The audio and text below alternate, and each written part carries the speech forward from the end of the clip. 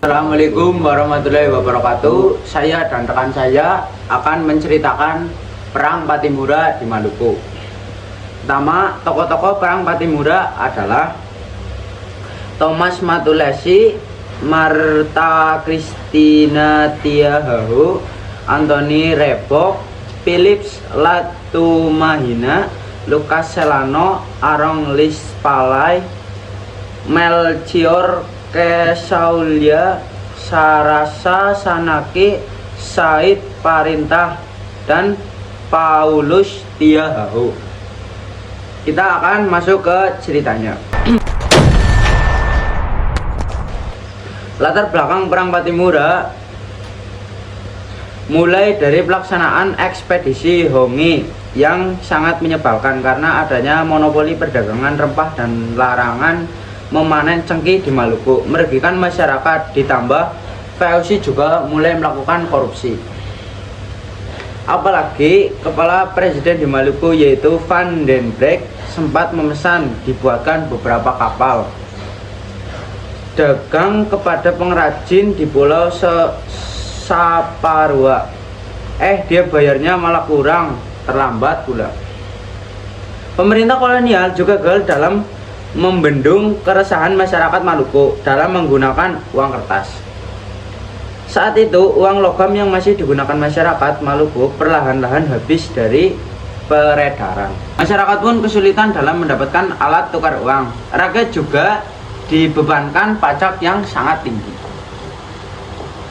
Puncaknya, pemuda-pemuda Maluku dipaksa untuk menjadi soldado atau anggota tentara VOC di Jawa.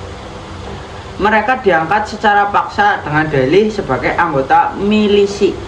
Masyarakat menganggap pekerjaan soldado adalah hukuman bungaan. Ya otomatis pada menolak lah.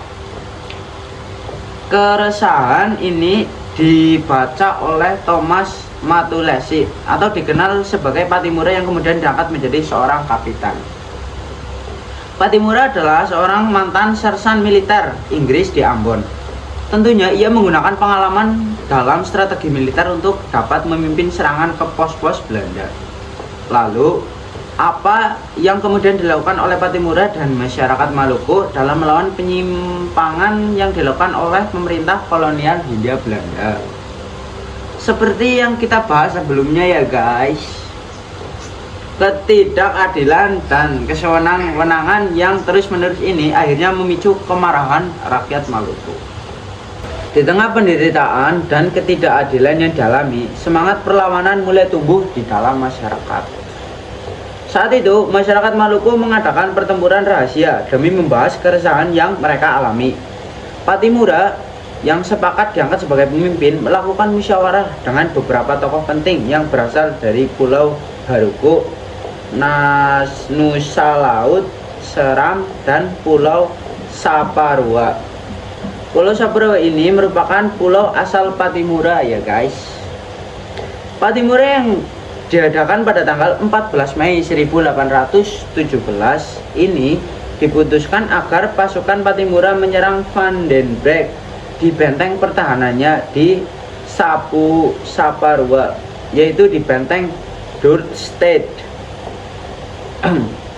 Penyerangan pun terjadi keesokan harinya, yaitu pada tanggal 15 Mei 1817. Saat itu Pattimura dibantu oleh Paulus Tiahahu dan putrinya Martha Christina Tiahahu. Mereka berdua adalah tokoh besar dari Pulau Nusa Laut.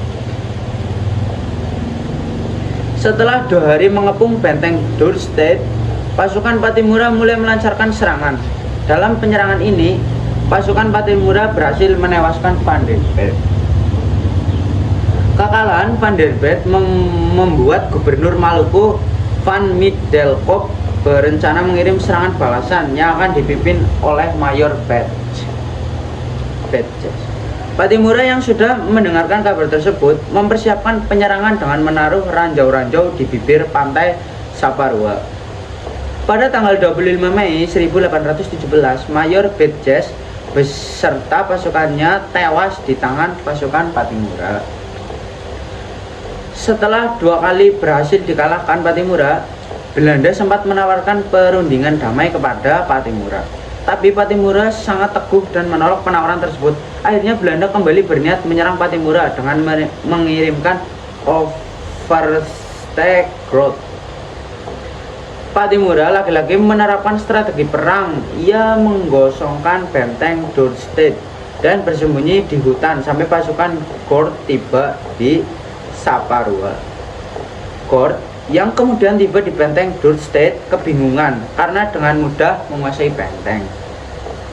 Padahal pada saat itu Pattimura dan pasukan sedang bersembunyi di hutan dan mempersiapkan serangan balasan. Pattimura pun tiba-tiba kembali dan mengepung benteng Dordtstedt. Pengepungan yang kemudian dilanjutkan dengan serangan ini berhasil menewaskan Gort dan seluruh pasukannya. Gokil sih pahlawan kita yang satu ini. Dari sini kita bisa lihat betapa tangguhnya Pattimura dalam melawan musuh dan mempertahankan martabatnya. Buktinya dia tidak terpengaruh ditawari perjanjian damai dengan Belanda dan terus saja melawan Belanda. Akhir Perang Pattimura. Perang Pattimura yang berlangsung selama beberapa bulan ini telah berhasil memberikan perlawanan sengit terhadap Belanda. Dengan tekad yang kuat dan semangat juang yang tinggi, pasukan Pattimura mampu menimbulkan kerugian besar pada pihak penjajah. Kekalahan dan kekacauan yang dialami oleh Belanda membuat mereka kesal. Pihak Belanda tentunya melakukan segala cara untuk meredam gerakan rakyat Maluku. Belanda berhasil melakukan divide et impera atau politik pecah belah dengan menggunakan tokoh masyarakat yang tidak suka terhadap Pattimura seperti Patiakon dan Domingus Thomas. Pada akhir tahun 1817, Kapitan Pattimura dan para pemimpin perlawanan lainnya berhasil ditangkap oleh Belanda. Kapitan Pattimura dan teman-temannya seperti Anthony Rebo, Philip Laut Mahina, dan Said Parintah dihukum mati oleh pemerintah kolonial Belanda. Dihukum mati oleh para kolonial Belanda pada 16 Desember 1817 dengan digantung depan benteng New Victoria, Ambon. Namun, meskipun Kapitan Pattimura gugur, semangat patriotisme dan perlawanan rakyat Maluku tidak padam. Warisan perjuangan Pattimura membersihkan inspirasi yang mendalami bagi generasi penerusnya. Semangat perang Pattimura tetap hidup dan menjadi inspirasi bagi seluruh rakyat Indonesia. Melalui peringatan Hari Pattimura setiap tanggal 15 Mei, kita mengenang jasa-jasa para pahlawan Maluku yang telah berjuang tanpa kenal lelah demi tanah air tercinta.